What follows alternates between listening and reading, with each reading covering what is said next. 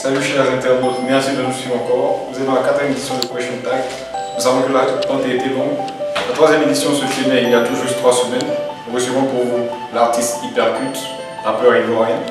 Aujourd'hui encore nous recevons un autre artiste dans le même registre. Il est aussi ivoirien, il s'agit de TC-Best à l'état civil, camarade Georges Hénan.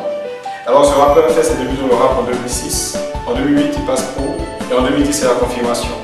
Il est finaliste de l'émission Fire Flow avec d'autres valeurs sur du rap ivoirien tels que Outsider, Guizo le Choco ou encore Kif No Beat. M-Square reçoit pour vous aujourd'hui cet artiste. Pour ceux qui ne le connaissent pas, découvrez l'artiste à travers cette vidéo. C'est M-Square Production. Merci de nous suivre.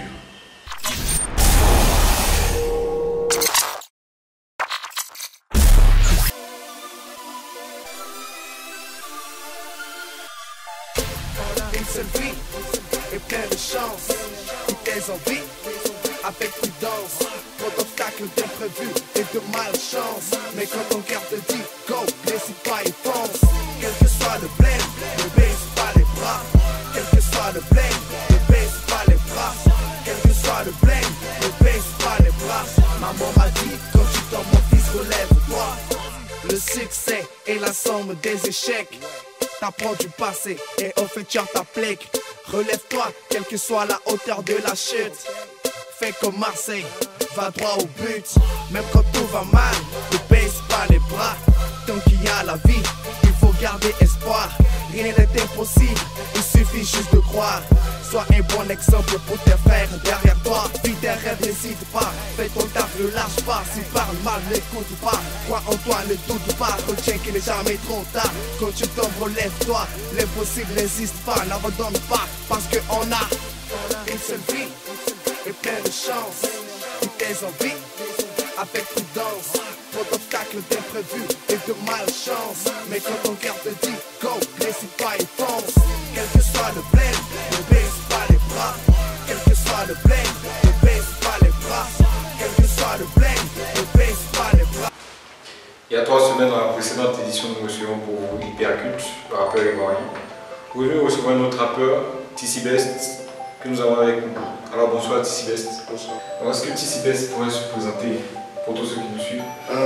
Moi c'est TC-Best, artiste, rappeur, beatmaker, producteur, ivoirien, à l'état civil, camarade Georges Hénan. Wow, ça fait beaucoup. Rappeur, beatmaker, et donc peut-être un projet, même pas du tout. Alors, qui est TC-Best à l'état civil? Camarade Georges Hénan, ivoirien d'origine, du père et du mère. Qui a grandi où? Je suis né à Makori et j'ai fait mon enfance aussi, la majorité de mon enfance à Makori. Et après je suis allé à Faya, dans la zone de Rivière Palmeraie. Pour ceux qui connaissent la Côte d'Ivoire et qui connaissent Abidjan. C'est ça. Alors, quel genre d'enfant était TC-Best? Turbulent, calme, timide? On peut dire un peu têtu, quand tu as dit turbulent. Turbulent. Très turbulent, têtu. Pas trop. Turbulent dans le bon sens. Dans le bon sens, c'est-à-dire?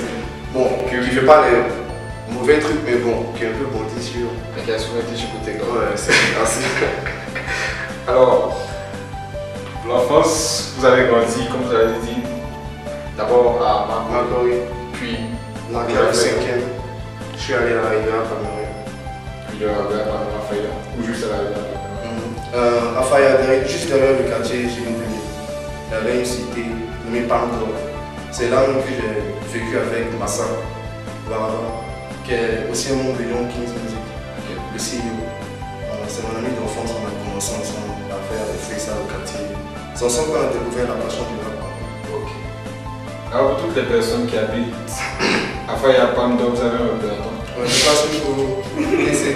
Un big up qui fait à tout le quartier. Alors, vous avez dit que vous avez découvert le rap avec lui et que vous étiez à lui au début. Comme on le sait, vous avez fait vos débuts en 2006. Mais avant d'arriver au rappeur, on va d'abord parler de TC-Best à l'état civil. Alors, vous avez parlé un peu de votre enfance. Qu'en est-il de vos études, TC-Best? Actuellement, je suis en classe de master en MBA. En train de faire mon master, je suis au dernier semestre. J'ai fait le CSP de Cocody de la 5e à la terminale. Lieu où j'ai rencontré aussi le CEO de TMD, le label dans lequel j'étais avec mon groupe ABP, Fontetti. Ok. Et voilà. Alors, j'ai envie de demander, vous avez dit que vous le rap avec votre ami, qui vous inspire? C'est-à-dire, on écoute quel artiste et on se met à faire du rap. Qui nous touche par sa musique et on se dit, j'ai envie de faire comme ça cet artiste, j'ai envie d'être rappeur? Bon, moi particulièrement, j'ai pas trop été inspiré. Je ne vais pas mentir et dire j'étais inspiré par les anciens du rap. Ouais, ils m'inspirent. Non.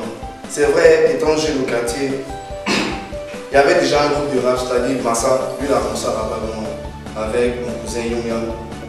Si on veut dire, c'est un peu ce genre de personne qui est inspiré parce qu'au quartier, les soirs sous les lampadaires, on faisait des freestyle, tout. Bon, on voyait la manière qu'il s'exprimait sur les beats, on kiffait ça, quoi. Puis on était un peu, si on veut dire, influencé par l'ambiance occidentale. Donc, après on s'est mis à écrire des trucs, faire voir comment je trouve. Puis ensuite on a eu le bon feedback, c'est ça qui nous a poussé à... Et ensuite je me suis lancé dans le beatmaking, c'est-à-dire... Je suis un gars, je suis passionné d'ordinateur, ça n'est pas mentir. Okay. Je passe la plupart de mon temps sur mon PC. Ça m'étonne que je n'ai pas des problèmes. Donc je me suis lancé aussi dans le beatmaking, essayer d'ajouter une autre corde dans mon art, c'est-à-dire faire des beats sur lesquels je pourrais mieux faire ce mouvement, quoi. Donc en faisant ça, je fais qu'il fasse des photos, j'ai eu des bons feedbacks aussi. C'est tout ça qui m'a poussé. Donc là, vous avez obtenu une certaine liberté parce qu'on n'a pas forcément besoin de quelqu'un qui fait le beat. Vous faites vos propres beats, vous posez votre voix dessus et le son est fait. Okay. Donc, j'ai envie de demander, parce que vous avez dit que vous commencez le rap en 2006. Pour moi qui le sais, je me dis que je le sais parce que j'ai connu Cibès ou CSP. Alors, donc depuis 2006, vous êtes encore sur les bancs. Alors, comment on concilie ça en fait? Comment on concilie le rap, cette passion naissante où on fait souvent, j'imagine que vous avez dû faire certains concerts dans certains quartiers. Bon, comment? Non, ma carrière a commencé, j'ai envie de dire, par exemple, c'est en même que je me suis plus intensifié dans la musique. À Abidjan, c'était dans les débuts avec les poteaux. C'est maintenant qu'on était dans le mouvement, donc on apprenait sur le dire. Mais ça arrive en même que je me suis intensifié pour le devenir plus sérieux. Donc c'est en même que vous avez vraiment pro dans le rap. On peut dire la carrière de TCP, ça a commencé en mai. Ok. Et qu'est-ce qui vous pousse en fait à vous dire, j'ai fait du rap juste parce que je l'aimais et maintenant je décide d'en faire en fait un gagne-pain pour demain, une véritable passion, c'est-à-dire je décide de faire que du rap. J'en fais ma passion, j'en fais ma vie. Comme je l'ai dit aussi, c'est vrai, je suis passionné, mais comme je l'ai dit, je suis aussi en master. Je ne suis pas ceux qui, genre, bon, j'aime la musique, je vais abandonner les études, mais non, ça c'est une axe pour moi. Au stade où je suis arrivé avec le master, je me dis, pour accomplir ce rêve, je peux l'utiliser pour investir dans mes propres projets, au lieu de tout sacrifier pour. Mais si ça passe aussi, pourquoi pas? Donc en fait, on essaie d'attraper notre branche tout en maintenant la main sur le branche. Et quand on rate la prochaine, on a toujours... Si attraper d'autres, c'est chaud. Ça c'est bien vu. Donc, comme vous le dites, vous continuez vos études, en même temps vous conciliez avec le rap. Quand vous arrivez en Inde, ça devient beaucoup plus professionnel, vous sortez beaucoup de choses. Alors, comment se passe cette début dans le rap? Avec le premier groupe, ça ressemble à quoi? Comme je l'ai dit, c'est en 2006, en classe de 3e, que j'ai commencé à rapper. Quand je l'ai dit avec le groupe Trip M, auparavant c'était Massa et mon cousin Young Yang. Au quartier avec le freestyle, on était 4, on veut dire. Moi et mon pro Limo, à qui il passe le Charlotte de RBB. Donc, étant donné qu'il y avait déjà un groupe Trip M, on a décidé de se mettre à deux, faire un groupe avec lequel nous allons travailler ensemble, essayer de faire des projets, tout. Donc c'est en 2008, si on veut dire, qu'on a finalisé la création de RBB. Pour ça, faire des projets, parler ensemble. Par exemple, on a un concept qu'on veut développer. Étant, si on veut dire amateur, on avait un certain taf de pro. Par exemple, à quel moment placer le refrain pour mieux se faire comprendre ce genre de trucs. Du nom R2B. Exactement. Et ensuite, on a fait rejoindre dans le crew un ami qui a aussi fait le CSP beaucoup dit, Steven, à qui il passe aussi le Charlotte, qui est en Tunisie et quoi. Comme je disais, avec le groupe s'est élargi avec la montée de nous. Et quand on a signé à TND, le label dirigé par Franck Petit, on a ajouté un autre membre encore au groupe, Lila Jeezy. Donc on était au complet 4. Avec le groupe, on a plus travaillé sur TNT. Quand on a signé à TNT, comment dirais-je, c'était pas RDP, quand c'était un son, c'était en tant que TNT. Okay. Même au concours Fireflow, on n'a pas participé en tant qu'Ampopé, on a participé en tant que TNT. Puis on arrive en finale. Bon, malheureusement, on n'a pas gagné, mais ça ne nous a pas empêché de faire notre travail. Et suite, pour les raisons scolaires, j'étais en bachelor à Abidjan. Et étant donné que je devais venir faire le master en ligne ici, donc le 1er avril 2013, j'ai quitté la Côte d'Ivoire et je suis arrivé à Bengaluru. Il faut dire que Tissibès c'est plutôt humble parce que il dit qu'il ne fait pas les choses de façon professionnelle, qu'il a juste été finaliste, mais il faut dire qu'il a été finaliste aux côtés de valeurs sûres du rap ivoirien. Quand on parle de Gizo Le Choco aujourd'hui, quand on parle de Kif No Beats, c'est toute une génération qui s'est révélée en fait. Et vous avez été finaliste aux côtés de ces personnes-là. Bon, je vous ai dit chapeau. Malheureusement, on n'a pas gagné. J'aurais mérité peut-être plus que chapeau. Mais... Ok. Donc, comme vous l'avez dit, les débuts n'étaient pas vraiment professionnels. Bien que ce ne soit pas professionnel, vous mettiez un certain sérieux dans ce que vous faisiez. Comment placer le refrain. On voit que ça a porté son fruit avec le fait que vous soyez finaliste. Fireflow. Alors, lorsque vous participez à Fireflow déjà, je veux dire, vous mettez déjà un pied dans le monde professionnel quelque part.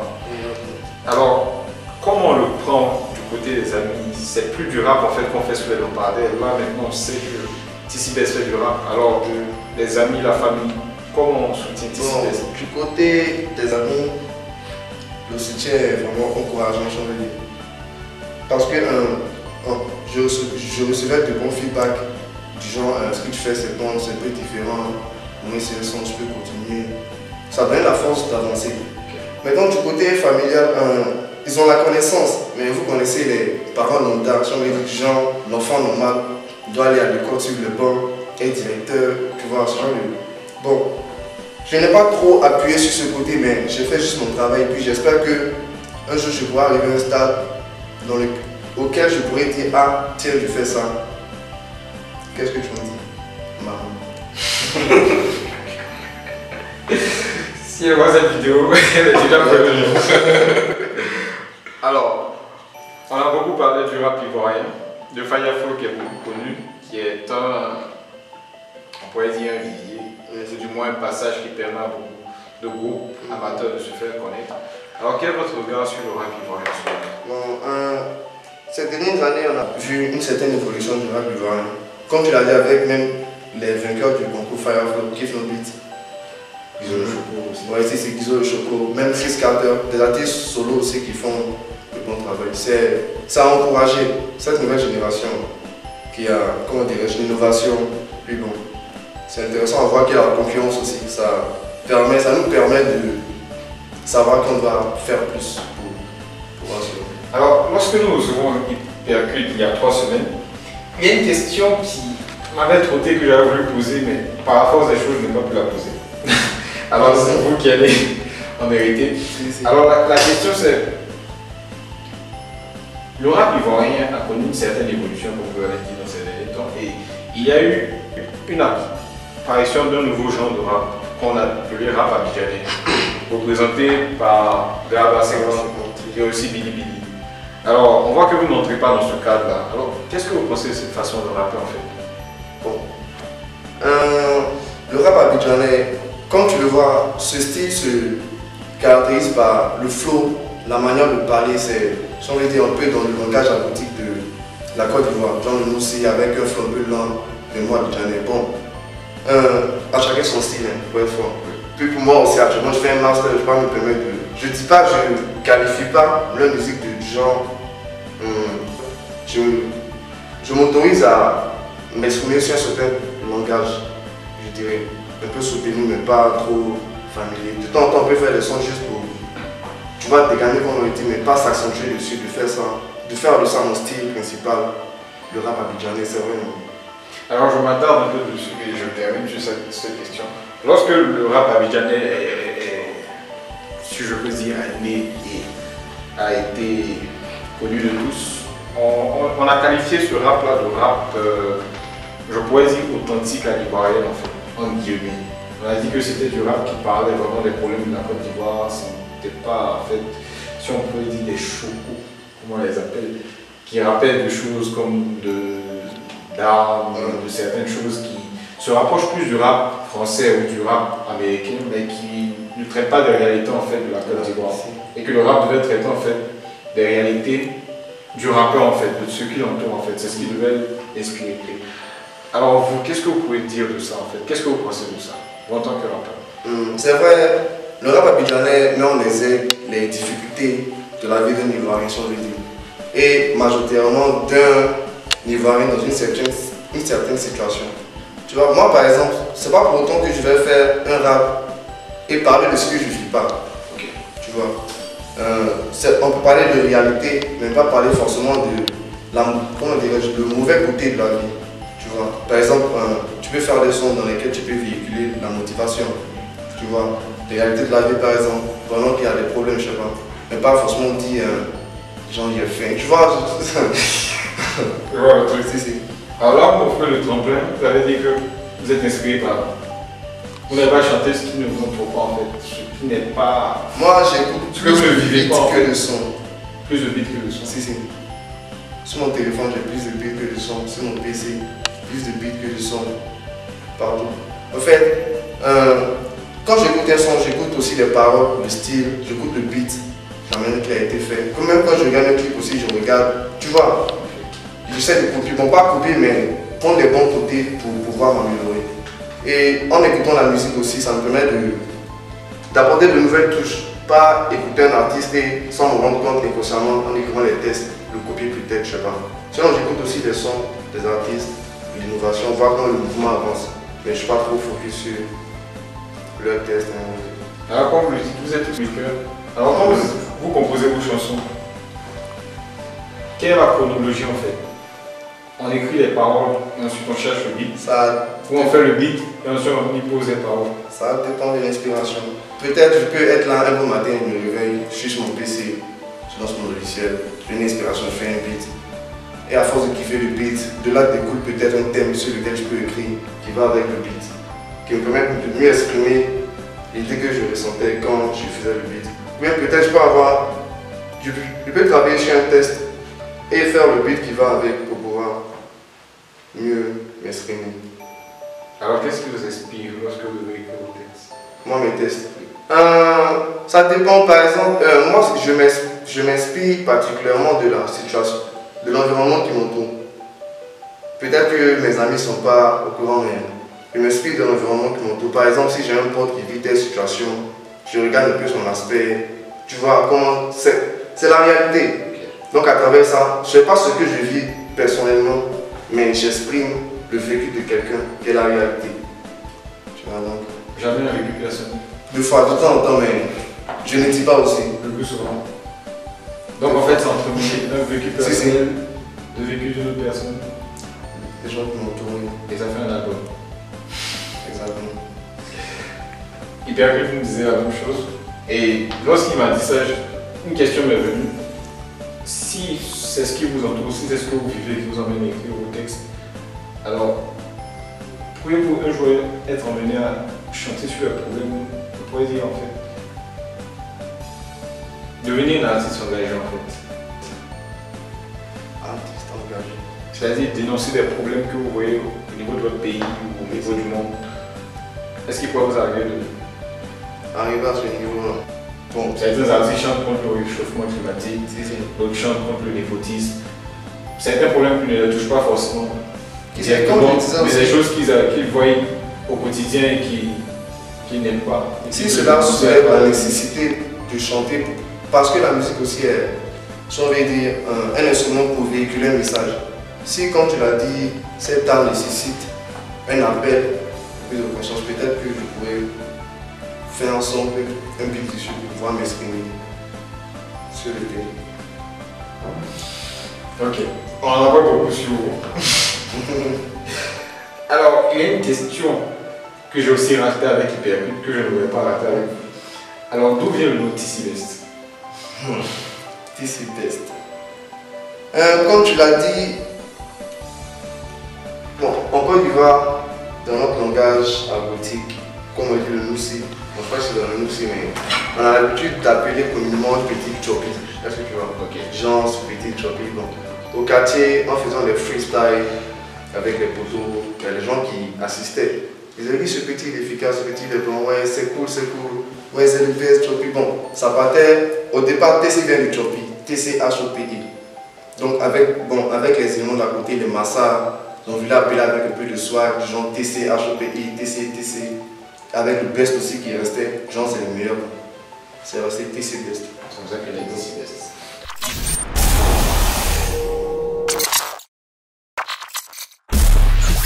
Si vous nous prenez en cours, vous êtes dans Question Tag. Nous sommes dans la 4e édition, nous recevons pour vous TC Best. Nous étions arrêtés sur l'explication de TC Best. TC Best pour Choppy Best, à savoir le petit excellent. Et nous continuons notre interview avec TC Best. Alors, nous avons fait pratiquement le tour de toute votre carrière, si je peux dire, le passé en tout cas, dans aussi parler de l'avenir, quels sont les projets à venir.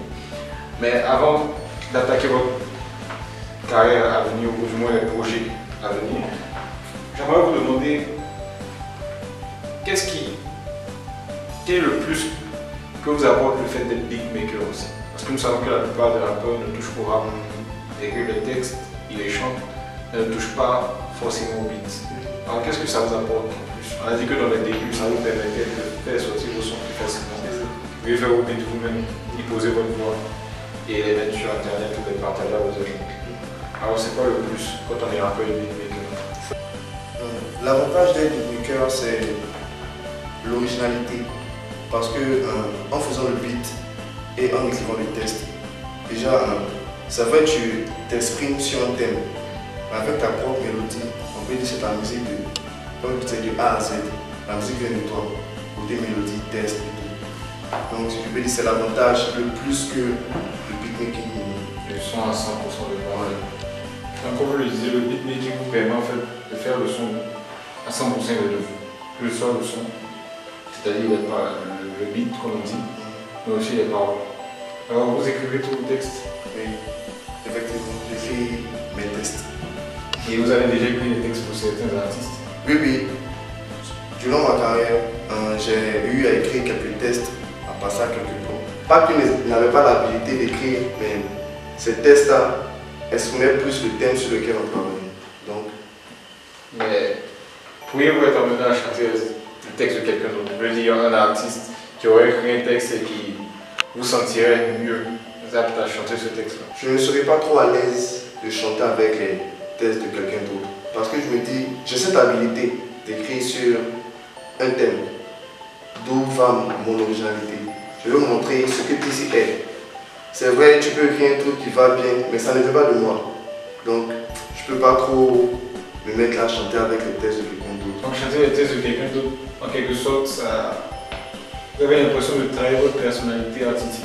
Un peu. Et puis bon, pas en fait. Donc... je vais recevoir les feedbacks. Bon, par exemple, si on dit que ce test est bon, tout. Ok, ce test est bon, mais ne vient pas de moi, de quelqu'un d'autre. Donc tu reconnais l'effort de quelqu'un d'autre. Mais moi, je veux que tu reconnaisses, ce qui vient de toi, TC Best, il est bon, ok. C'est aussi la même chose en ce qui concerne le beat. Si, effectivement. Tu peux par exemple rapper sur le beat d'un beatmaker connu. Le son peut être bon, mais tu ne seras pas fier si on veut dire à 100%. Par exemple, tu peux faire une reprise d'un son. Quelqu'un va kiffer, ouais, ton son est bon et tout. Mais bon, dans ton intérieur, tu peux dire, bon, tu es satisfait du travail, mais pas complètement. Tu n'auras pas la même satisfaction que si c'était ton propre beat avec tes propres lyrics. Et puis bon, tu recevais un bon feedback. Tu comprends? Donc jusqu'à maintenant, tous vos sons, non, que ce soit le beat et les paroles viennent de vous? Non. Les paroles? J'ai fait des remixes aussi, mais il y a quelques projets sur lesquels j'ai travaillé sur mes propres beats. Et en tant que beatmaker, il y a aussi ce côté, du genre, tu peux faire un beat, ta manière d'apprécier le beat est différente de quelqu'un d'autre. Par exemple, tu peux faire un beat, moi je le trouve normal, basique, même pour toi venir en piste, pendant qu'on chill, le beat passe, et puis il a fait c'est moi. Non, c'est pas TC. Fais un truc dessus. Donc, moi, selon moi, il n'était pas trop du genre au level pour pouvoir faire un son dessus. Donc, c'est en fonction de ce que je trouve bon pour adapter à un test ou bien un test qui va avec le beat. Je fais dessus, qu'on baisse pas les bras. Ok. On reviendra sur le baisse pas les bras. Si. On a une question dessus. Donc, on va poursuivre en ce qui concerne les beats, en ce qui concerne aussi les paroles. Alors, lorsque vous vous retrouvez pour chanter en featuring. Comment ça se passe? Chacun écrit ses paroles, il y a un son avec des paroles qui sont déjà créées, chacun chante sa partie. Effectivement, on peut avoir par exemple le beat d'un ami, ça peut être mon beat. Si on a déjà trouvé le beat, on a le thème sur lequel on doit rapper. Chaque rappeur déjà va montrer son originalité en décrivant ses textes et l'apportant. Durant la répétition, on va voir s'il y a quelques modifications.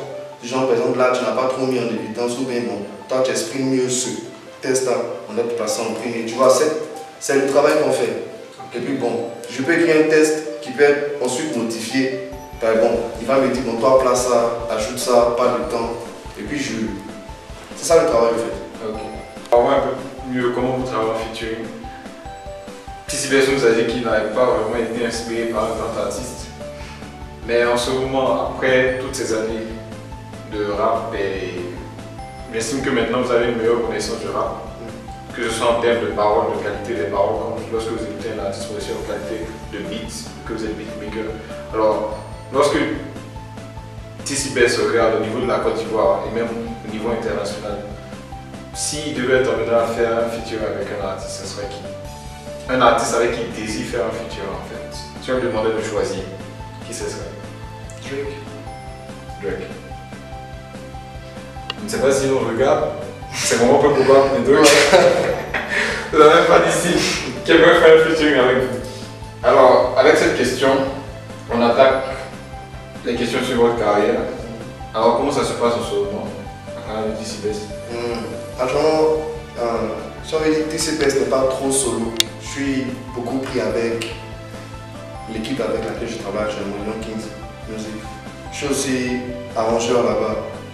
J'ai l'habitude de faire des sons chez moi, puis ils vont travailler pour les projets sur lesquels nous sommes actuellement. Une mixtape avant même un album. J'ai voulu faire une mixtape solo en parallèle avec la mixtape du groupe, mais vu que le groupe demande assez de travail, puis bon, je ne pouvais pas jongler sur les deux bords, donc j'ai préféré me concentrer d'abord sur le travail qu'on doit faire avec le groupe et ensuite peut-être faire des projets solo.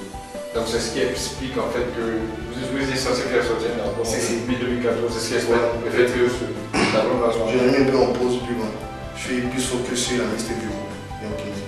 Alors qu'en est-il du groupe du début? RDP. Oui, parce que vous étiez dans le groupe, vous êtes venu en Inde, les autres membres sont restés à Abidjan ou sont allés dans d'autres pays. Comment ça se passe? On est toujours en contact, on peut voir former le groupe un de ces jours. Moi je suis venu en Inde. Il y a aussi un autre membre qui est allé en Tunisie, d'autres qui sont restés en Côte d'Ivoire. Bon, tu as vu qu'on était éparpillés, c'était dur de travailler vu la distance et tout. Donc, mais bon, on a l'habitude de causer, garder le contact, on prévoit même reformer le groupe si on va, qui sera aussi signé sous Young Kings Music. Ok. Puis bon. Donc pour tous les fans, ils peuvent s'attendre à vous voir. Si, la RDP, c'est vrai. Tous ensemble. Ouais. Et encore plus fort. Ouais, encore plus pro. Encore plus fort. Ça, c'est le bon truc. Alors, quels sont les projets à court et à long terme? D'abord, avec Young Kings, on a prévu une mixtape Before We Drop, c'est-à-dire une collection de tous les sons qu'on a eu à faire, c'est-à-dire 2013-2014. Et ensuite, un album, White Kiroti, Young Kings Oda, qui sera disponible sur iTunes et autres, qui demande plus de préparation. Donc d'abord c'est la mixtape, ensuite l'album. Et je prévois faire même mon album solo, qui sera constitué complètement de beats que j'ai fait, pour plus mettre le talent en avant suivant. Alors les beatmakers ici. Alors, quand on peut espérer voir cet album? Bon. Même si la date n'est pas vraiment précise, dans 6 mois, effectivement. Finissons avec White Kiroti d'abord. On gagne l'exclusivité. Ok.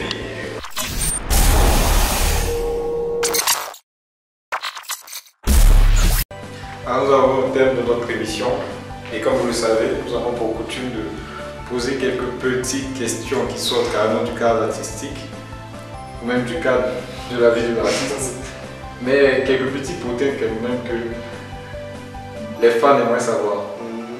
Alors, TCBS, qu'est-ce qu'il aime manger en bon ivoirien? Bon, pour ceux qui ont regardé l'interview sur Radio One, J'aime le biryani. Bon, c'est le plat indien que j'aime, mais basiquement, les nourritures ivoiriennes, c'est le riz et la sauce arachide. Oui, la sauce arachide. Un bon enfant, tu vois. Mais en Inde, c'est le biryani. Voilà. Alors, quels sont les passe-temps de Tissi Best qui ne me disent pas faire des beats? Lorsqu'on sort du cadre artistique, faire des beats ou chanter, qu'est-ce que Tissi Best fait? Rien que ça. Bon, disons, majoritairement, si c'est pas l'école, c'est. Je vais être à la maison avec les poteaux, chiller, si j'ai l'inspiration, faire un beat. La plupart du temps, on est de la musique, donc. Pas vraiment de. Non, c'est le temps où on sort pour s'amuser, le côté social, quoi. Sinon, la plupart du temps, c'est. Parce qu'en fait, Hypercule disait la même chose. Ça nous étonne un peu.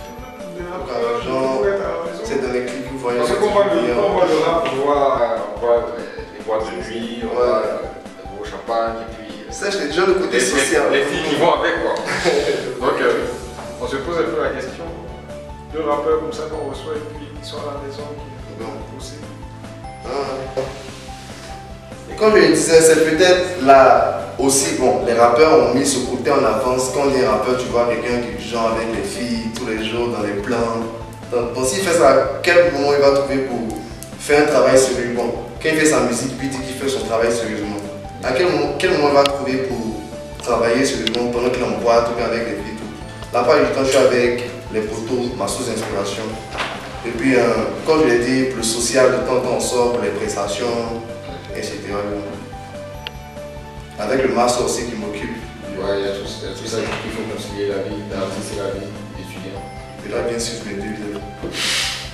Les deux mois, j'attends. Et en même temps. Une vraie sauce avec deux lieux. Un bon gel de pouce. Mais il faut faire attention, les boulons sont beaucoup.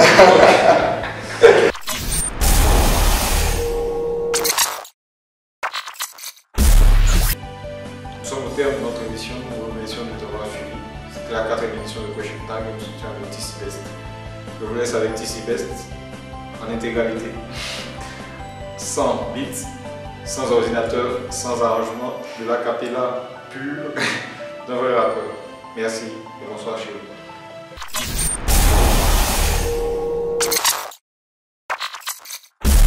Faites place à la zéque qui quitte sur n'importe quel beat and polyandre. Jamais t'es pas comme un phénix sur une aile de mes cendres.